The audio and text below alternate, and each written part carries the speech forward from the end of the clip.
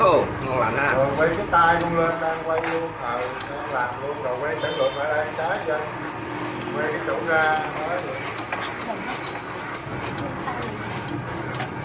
Tại cũng nhờ bỏ lá tí. Cầm cái miếng lên cho nó coi đi. Thủy ơi nè. Đẹp không? Được rồi đây.